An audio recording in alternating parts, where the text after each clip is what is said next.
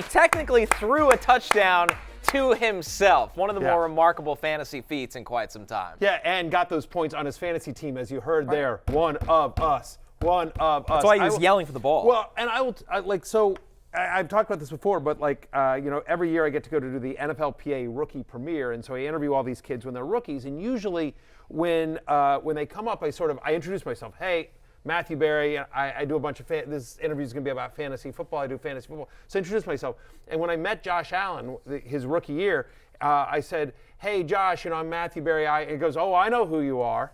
He's like 3-time champ over here. And we talked about his fantasy team as part of the interview, and he played all through high school and college. So he's he's a big fantasy player. I make all the jokes, but he's a proud Fantasy Life investor. It all makes sense now. Well, right. It was fairly easy to get him, to be honest with you, because he loves fantasy. He plays it, obviously, and he is a massive fantasy asset as well to all of his managers, including himself.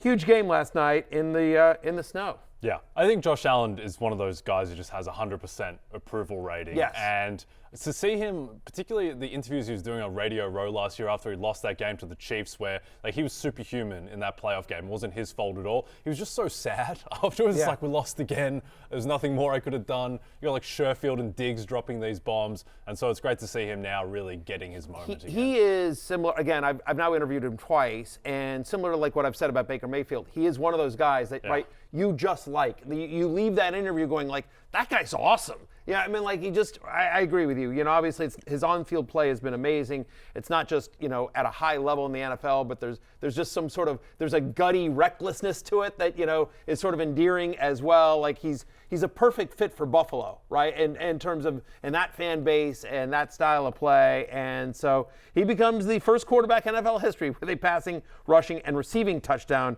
in the same game. By the way, speaking of legends, he breaks Jim Kelly's record franchise record for the most total career touchdowns as well. What else can you say about him other than, number 17 on the field, number 1 in your hearts? Well, him and Amari Cooper had a lot to say after the game on that specific play. Take a listen.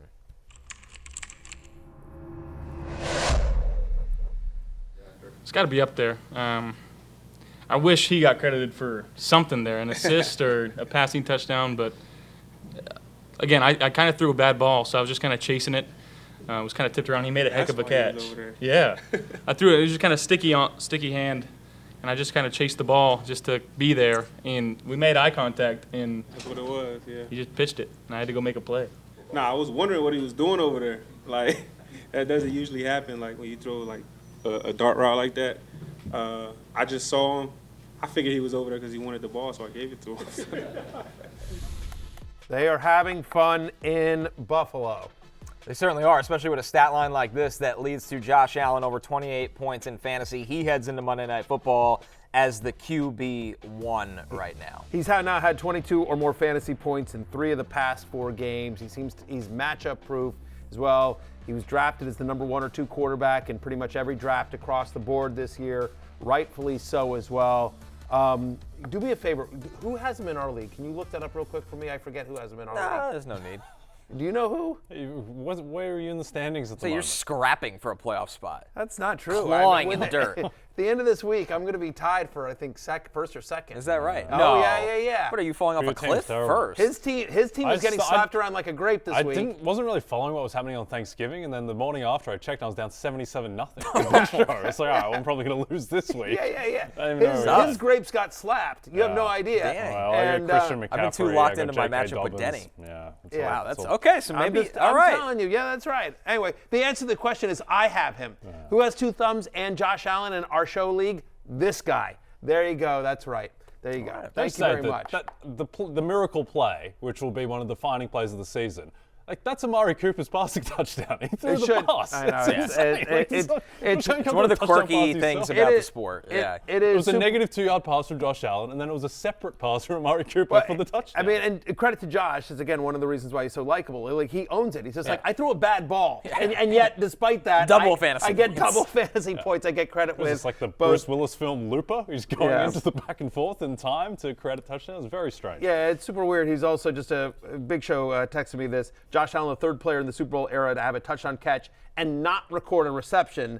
Jameer Gibbs in Week 3 did it this season, and Allen Rice in 1984. I know you guys all remember that it's one of my play favorite as moments well. in But it NFL just history. statistical quirk. Love that Cris Collinsworth plays fantasy. He's talked to me about that before as well, so I love that. Other thing from this game on the Buffalo side of the bill was just fourth straight game now with multiple goal line rushes for James Cook, even though Allen gets in has a rushing touchdown. Just he had the big run as well, but just James Cook continues to be locked in as an RB1, despite the fact that you see some Ray Davis out there and Ty Johnson. But James Cook just I think this is unbelievable. Since week 2, James Cook has the second most rushing touchdowns in the NFL. I don't think you would guess that if I said to you, who's second on the list. You wouldn't come up with James Cook. But again, talented player that they're using a lot in different ways. They have the Rams, the Lions, the Patriots, and the Jets in their next 4 as we march towards the fantasy playoffs. On the other side of this, guys, That Bills-Lions game is going to be fun. it's going to be awesome. It's everybody thinking Super Bowl preview? Maybe. Not definitely, but maybe. Maybe. There's going to be a lot to decide in that game. I think that's MVP on the line. If Josh Allen wins that game, I think he'll be the MVP. If he loses it, it's going to deflate a little bit. He can Massive still win. seeding for each side. Yeah. There's a lot on the line Important. there. The Eagles are coming on in the NFC, and obviously Chiefs, the in Chiefs. Buffalo trying to chase the Chiefs there. So, yeah, fascinating game. Hey, it's Matthew Berry from NBCSports.com and Rotoworld.com, and I want to thank you so much for watching whatever it is you just watched, or if nothing else, being too lazy to click out of the autoplay after this video started, after whatever it is you actually wanted to watch finished. But now that you're here, I'd like to take a moment here to ask you respectfully now, okay? I'm asking you respectfully to subscribe to the NFL on NBC YouTube channel.